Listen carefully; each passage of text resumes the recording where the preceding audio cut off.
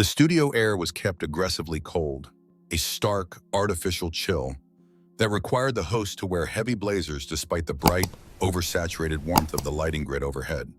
It was a space designed for noise, for rapid-fire overlapping dialogue, for the kind of high-energy friction that kept millions of viewers tuned in between commercial breaks. It was not a space designed for silence, and yet silence was what Jason Momoa had brought with him. He sat in the guest chair, the one positioned center left at the iconic curved table.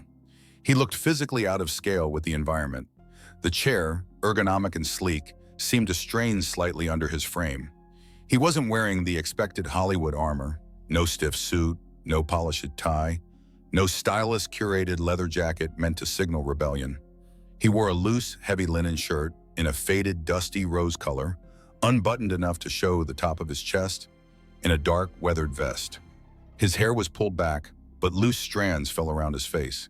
He looked like he had just walked in from a ridgeline in Hawaii, carrying the scent of salt and earth, only to be deposited into this hermetically sealed, fluorescent box in Midtown Manhattan.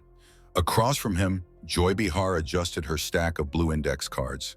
She tapped them against the glass tabletop, a sharp, rhythmic sound that cut through the low hum of the studio audience settling down. The audience was buzzing, a collective energy of excitement and anticipation.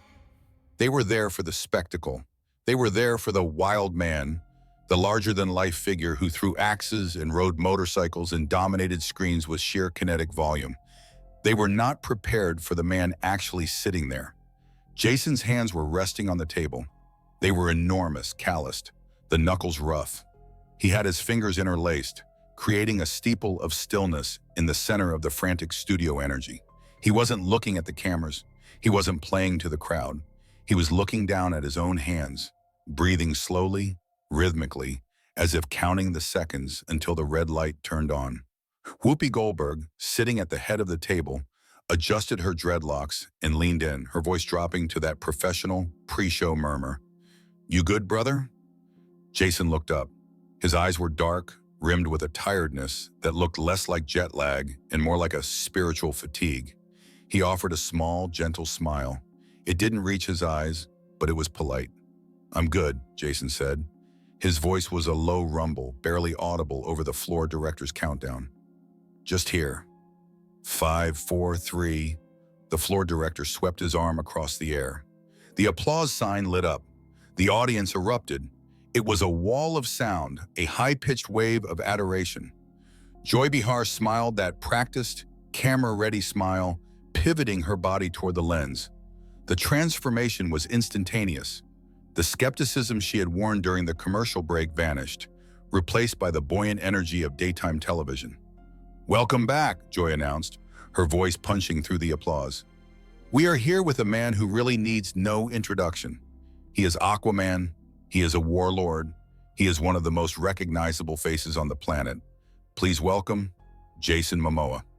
The cheering intensified. Jason didn't stand up to wave. He didn't pump a fist. He simply brought his hands together in a slow, respectful prayer gesture, bowing his head slightly to the audience, then to the panel. When he looked up, the smile was there, but it was faint. Joy waited for the applause to die down. She let it linger just a second too long, milking the energy before turning her full attention to him. She leaned forward, her elbows on the table, invading the conversational space immediately. "Look at you," Joy said, gesturing vaguely at his size, his shirt, his entire being.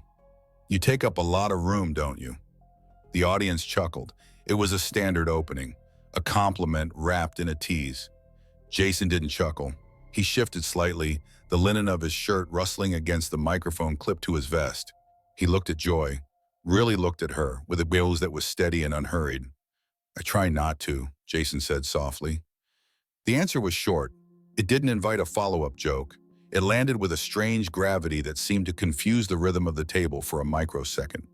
Joy blinked. She recovered instantly, breezing past the tone. "Well, you can't help it. You're a big guy. You have this presence." She glanced at her cards. "We're used to seeing you throwing tridents or riding motorcycles. But today, you're here for something different. You've got a new documentary series." Deep water. Yes, Jason said. He waited. In television, a one-word answer is a crisis. It creates a vacuum. The host is expected to fill it, or the guest is expected to elaborate. Jason did neither. He sat there, comfortable in the silence, watching her. Joy cleared her throat slightly. So tell us about it. Why this? Why now? You could be doing any blockbuster in the world, and you're out there in the mud, filming water rights. Jason took a breath. He looked away from Jeremy, out toward the audience, but not at a specific face. He seemed to be collecting his thoughts, arranging them with care, refusing to spit out a rehearsed soundbite. The pause stretched. 1 second, 2 seconds, 3. It's not about the mud, Jason said finally. His voice was slow, melodious but grave. It's about connection. We forget. We forget that we are water. We aren't separate from it. I wanted to show the people who were fighting to keep it clean. Not for them, for us. He stopped.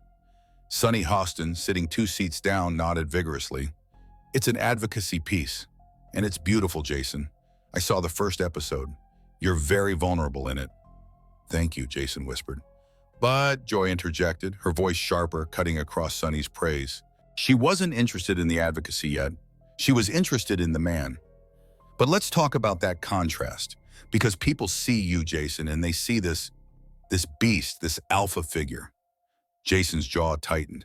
Just a fraction, a ripple of muscle near his ear. And then, Joy continued, you're doing this sensitive, quiet project. Is that a strategy? Are you trying to soften the image? Jason turned his head back to Joy. The movement was slow, like a turret turning. A strategy?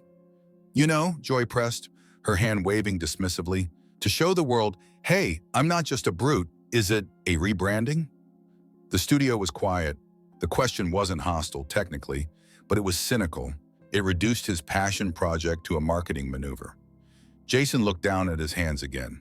He rubbed his left thumb over the knuckles of his right hand. He seemed to be weighing whether to explain himself or to let the comment slide. I don't have a brand, Joy, Jason said. The volume of his voice dropped lower, forcing the audience to lean in.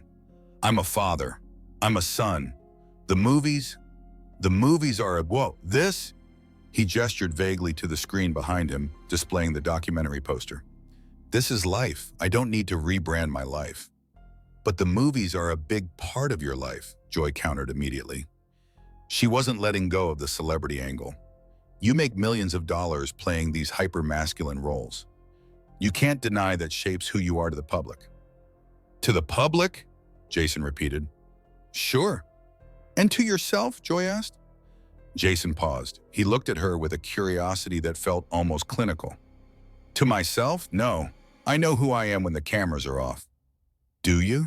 Joy smiled, a tight journalistic smile. Because I've read interviews where you talk about how hard it is to switch it off. The intensity, the adrenaline. You've said you struggled to sit still. I have a lot of energy, Jason agreed.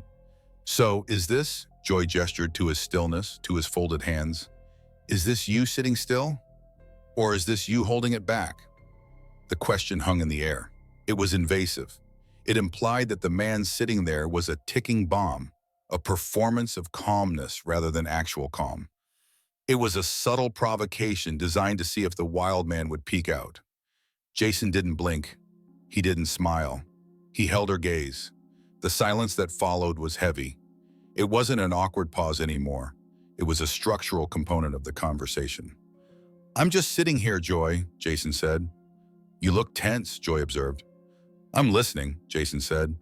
You look like you're tolerating us, Joy said, followed by a quick, short laugh to frame it as a joke. The audience laughed nervously, catching the cue. Jason didn't laugh. He didn't even offer a polite grimace. He just sat there, the mountain in the room, refusing to participate in the self-deprecation that usually lubricated these interviews. I'm answering your questions, Jason said. Short answers, Joy noted. Honest answers, Jason replied. Whoopi sensed the friction. She shifted in her chair, the leather creaking audibly in the quiet studio. Well, Whoopi said, her voice booming slightly to reset the energy. I think the documentary speaks for itself. It's powerful stuff. But I want to ask about the travel. You took your kids with you for some of this, right? Jason's face softened instantly. The tension in his shoulders dropped an inch. Yeah, I did. My daughter. She felt it. She understood the land better than I did. That's wonderful, Sonny added, passing that down. It's everything, Jason said, his voice warming. If we don't teach them to touch the dirt, to feel the water, then what are we leaving them? Right, Joy cut in, but isn't it hard to teach that when you're living in Hollywood? I mean, let's be real. You're living a life of extreme privilege. Private planes, security details. Is it honest to take them to these places and say, this is the earth, and then fly back to a mansion? The warmth that had just entered Jason's eyes evaporated. It didn't turn to anger. It turned to ice. He turned back to Joy. The movement was slower this time.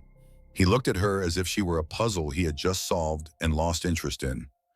We fly commercial, Jason said. Okay, Joy conceded, waving a hand. But you know what I mean. The lifestyle. You're disconnected. Does that worry you, that you're selling a connection to nature that you don't actually live? This was the trap, the hypocrisy trap. It was a standard daytime TV maneuver. Build a celebrity up, then demand they apologize for their success. Jason unclasped his hands. He placed them flat on the table.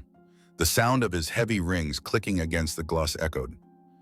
I'm not selling anything, Jason said. He didn't raise his voice, but the timbre of it seemed to vibrate in the floorboards.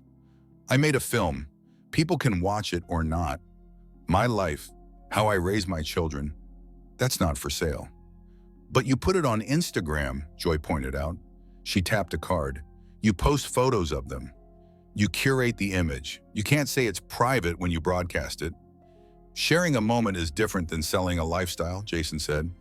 Is it? Joy asked. In your business? In my life, Jason corrected. There is a difference between my business and my life. And the line is where? Joy pressed. She was leaning in now, smelling blood in the water. She wanted a reaction. She wanted him to defend himself, to get passionate, to be the loud, charismatic Hawaiian chieftain the producers had promised. Where is the line, Gaiman? Because from where I'm sitting, it looks blurry. Jason stared at her. He didn't answer immediately. He took a long, deep breath through his nose. His chest rose and fell, the linen shirt straining slightly. He looked at the camera, then back at Joy. The line is where I say it is, Jason said. It was a simple sentence. But the delivery was devastating. It wasn't a threat. It was a statement of fact delivered with the absolute crushing weight of total conviction. Joy hesitated. For the first time, she looked slightly thrown. She blinked, her mouth opening slightly to form a rebuttal, but the silence Jason had created was so dense, so absolute, that stepping into it felt dangerous. Okay, Joy said, leaning back in her chair. She adjusted her glasses, a defensive gesture. Okay, fair enough, you draw the line. I do, Jason said. But, Joy continued, unable to help herself, unable to let the guest have the last word on the dynamic. You are a public figure, and public figures belong in some way to the public. That's the trade-off. You get the money, you get the fame, we get access. Jason didn't move. He didn't nod. He simply watched her. I don't agree with that trade, Jason said. It's not really up for negotiation, Joy said lightly, trying to bring the audience back in with a chuckle. It comes with the paycheck, honey. The term of endearment landed like a stone. Honey, Jason's eyes narrowed, just a millimeter. I think, Jason said, his voice dropping to a register that required the audio engineers to scramble for the fader, that thinking you own people because you buy a ticket, that is the problem. That is the sickness. Sickness? Joy repeated. That's a strong word. We're fans. People love you. That's not sickness. Love respects boundaries, Jason said. Ownership does not. And you feel owned? Joy asked. I feel, Jason said, picking his words with agonizing precision, that you are trying to tell me who I am, instead of asking me. I am asking you, Joy said, her voice raising in pitch, defensiveness creeping in. I'm asking you about your life, and you're giving me wall after wall. I'm giving you the truth, Jason said. You just don't like the package it's coming in. What does that mean? Joy snapped. The package. You want the character, Jason said. He gestured to the monitor, where a loop of him screaming in a battle scene was playing silently. You want that guy, the loud guy, the guy who performs for you. I want an interview, Joy said. No, Jason said softly. You want a show. The audience was dead silent. The playful tension was gone. This was real friction, grinding metal on metal. The producers in the booth would be screaming into the host's earpieces right now. Move it along. Cut the tension. Go to commercial. But Joy Behar was a veteran. She didn't back down from tension. She dug into it. She felt the pushback and she interpreted it as arrogance. You know, Jason, Joy said, her tone shifting from interviewer to scold. You're coming off a little, ungrateful. We're here to help you promote this work. We're giving you a platform. Jason's expression didn't change, but the energy around him did. He stopped leaning on the table. He sat up fully, his spine straight, his shoulders broadening. He seemed to grow 3 inches in height without standing up. I am grateful for the platform, Jason said. But gratitude doesn't mean I have to let you dissect me. Dissect you? Joy scoffed. We're asking questions. It's a talk show. That's what we do. If you're so fragile that you can't handle a few questions about your lifestyle, fragile, Jason repeated. He tasted the word. Yes, Joy said. It seems like you have a very thin skin for a big, tough guy. There it was, the bait, the direct challenge to his masculinity. Big, tough guy. She was daring him to prove he wasn't fragile, or daring him to explode and prove he was a brute. It was a lose-lose proposition. Jason looked at Sunny, then at Whoopi. Whoopi looked concerned, her hand hovering over her mug as if she were about to call a timeout. But Jason didn't explode. He didn't raise his voice. He didn't frown. He went completely still. He looked at Joy with a profound, terrifying calmness. It was the look of a parent watching a toddler throw a tantrum, or a deep-sea diver watching a shark bump against the cage. It was a look of absolute assessment. You think I'm fragile, Jason said quietly, because I won't play the game. I think you're defensive, Joy countered, and I think you're using this Zen act to avoid answering hard questions. Ask a question about the world, Jason said. Ask a question about the water. Ask a question about the future. I'm asking about you, Joy insisted, because you are the product, Jason, whether you like it or not. Jason stared at her for a long count of 5. The studio was so quiet you could hear the hum of the lighting rig. I am not a product, Jason said. To the studio you are, Joy said. To the box office you are. I am a human being, Jason said, sitting at a table. A human being who makes $50 million a movie, Joy shot back. Don't pretend you're just like everyone else. Jason sighed. It was a long, weary exhale. He looked down at his vest, brushing an invisible speck of dust from the heavy fabric. I think we're done, Jason said. He didn't say it loudly. He said it like he was remarking on the weather. Joy blinked. Excuse me? I think we're done, Jason repeated. We have 2 more segments, Joy said, a nervous laugh escaping her. You can't be done. We haven't even talked about the 2nd episode. Jason didn't look at the camera. He didn't look at the audience. He looked only at Joy. You aren't interested in the episode, Joy, Jason said. You're interested in the fight.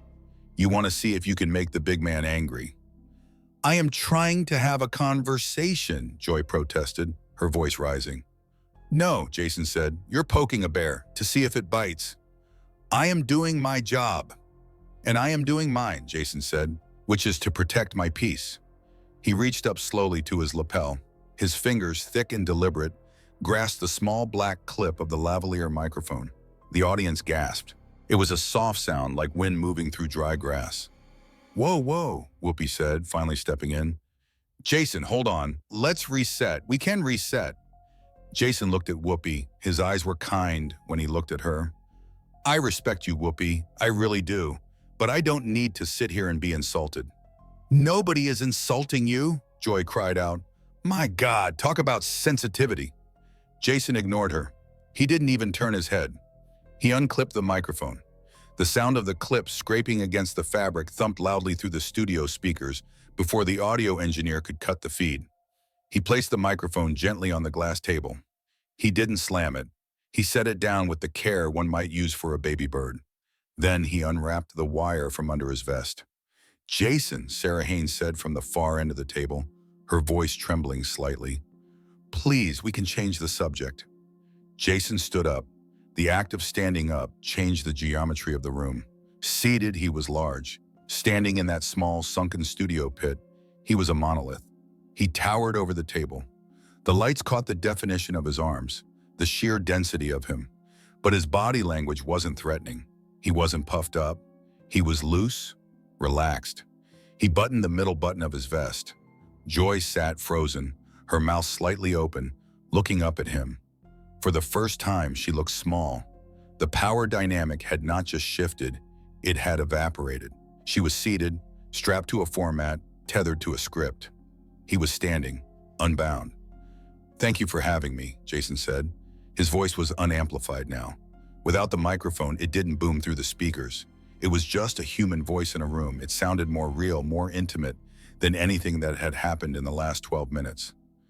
"You're walking out?" Joy asked. Her voice was thin, without him to anchor that. "Live on air?" "I'm walking on," Jason corrected gently. He turned to the audience. He brought his hands together in that prayer gesture again. Bowed deeply to them, acknowledging the people, not the machine. "Aloha," he said to them. Then, without rushing, without storming, without a single glance back at the producers running frantically toward the stage from the wings, Jason Momoa turned and walked toward the exit tunnel. His boots thudded softly on the studio floor. The cameras were still rolling. The director, caught in the chaos, didn't cut away. The shot held on the empty chair. The black microphone sat on the glass table like a grenade that had been diffused. Joy Behar sat there, staring at the empty space where the mountain had been. She looked at her blue cards. She looked at the camera. For once, she didn't have a quip. She didn't have a pivot.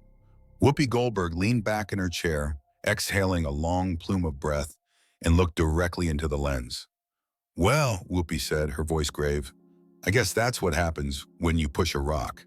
Eventually, it just rolls away." The studio was silent, uncomfortably, beautifully silent.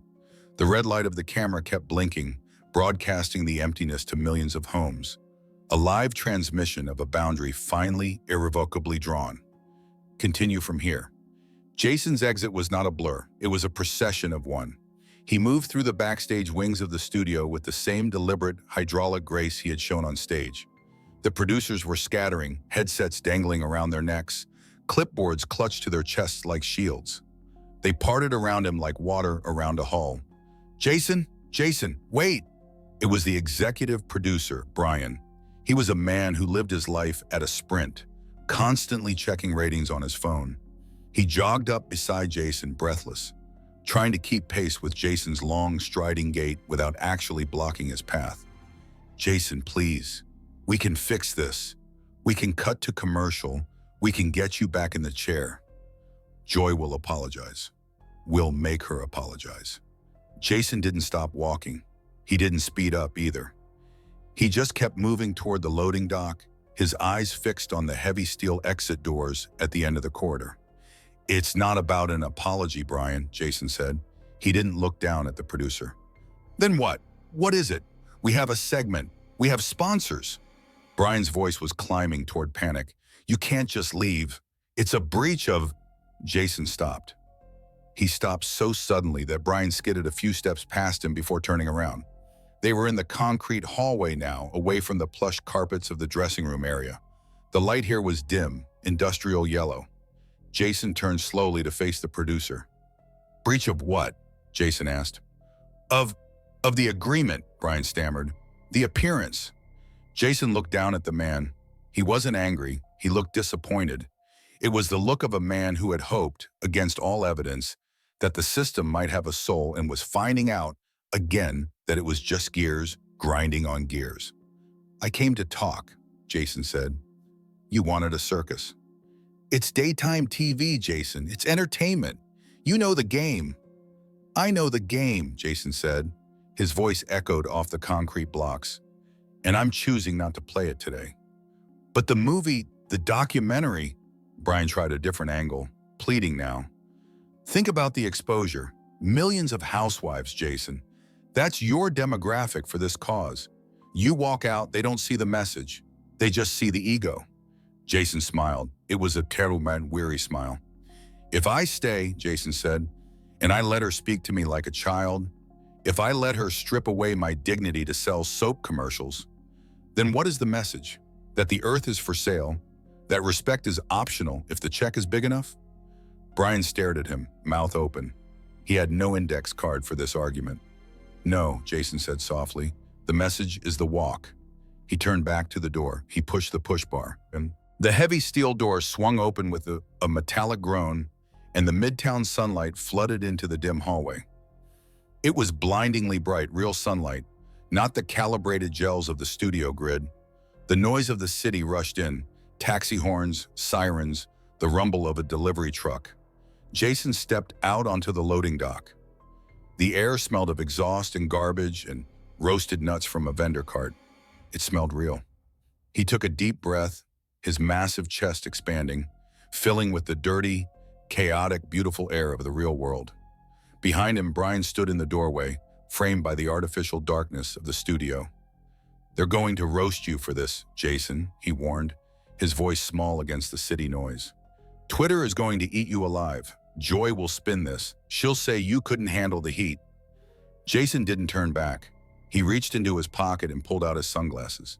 He slid them on, the dark lenses hiding his eyes. Let them talk, Jason said. He walked down the metal stairs of the loading dock, his boots ringing out on the grate. A black SUV was waiting at the curb, the engine idling. The driver, a large man with a thick neck, saw Jason coming and stepped out to open the door. Jason waved him off. I got it, brother. He opened his own door. He paused for 1 second, looking back at the brick facade of the studio building. He could imagine what was happening inside. The scrambling, the frantic ad-libbing, Joy Behar spinning the narrative, turning his silence into aggression, his boundary into arrogance. It didn't matter. He had his dignity. He had his silence. He climbed into the car, the leather seat creaking under his weight. Where to, boss? The driver asked, looking in the rearview mirror. Jason leaned his head back against the headrest. He closed his eyes. To the water, Jason said. Just drive me to the water. The car pulled away from the curb, merging into the heavy traffic of 66th Street. Back inside the studio, the cameras were still rolling. Joy Behar was still talking. She was leaning forward, her hands moving rapidly, filling the dead air with a torrent of words. I mean, honestly, Joy was saying to the camera, her voice shrill with adrenaline. I ask a simple question about lifestyle, about the reality of being a celebrity, and he acts like I attacked his children. It's this entitlement, frankly. It's this idea that because you're famous, you're above scrutiny. Sunny Hostin looked down at her notes, refusing to make eye contact. Sarah Haynes was staring at her water mug as if wishing she could dissolve into it. Whoopi Goldberg sat silently at the head of the table. She wasn't looking at Joy. She was looking at the empty chair. He didn't yell, Whoopi said suddenly, cutting through Joy's monologue. Joy stopped. She looked at Whoopi. What? He didn't yell, Whoopi repeated. Her voice was low, contemplative. He didn't name call. He didn't throw a fit. He just left. He walked out on a live interview, Joy exclaimed. That is a fit. No, Whoopi said, shaking her head slowly. That's a choice, Remes. Whoopi turned to the camera. The red light was steady. She looked through the lens, past the mechanics of the show, past the producers screaming in her ear to wrap it up. We talk a lot about power on this table, Whoopi said. Who has it? Who uses it? Who abuses it? She gestured to the empty chair. We think power is the person talking the loudest, Whoopi said. We think power is having the last word. But maybe, she paused. The studio was dead silent again. Even Joy was listening now. Maybe real power, Whoopi watched softly, as knowing you don't have to sit at the table at all. She picked up her mug. She raised it slightly in a toast to the empty seat. We'll be right back. The music swelled, the jaunty, upbeat theme song that felt jarringly inappropriate for the moment. The audience clapped, but it was a confused, scattered applause. They looked at each other, unsure of what they had just seen. The screen faded to black. But the image of the empty chair remained burned into the collective retina of the viewing public. It stood there, vacant and accusing, a testament to the fact that in a world of endless noise, the loudest sound of all is a man quietly closing the door.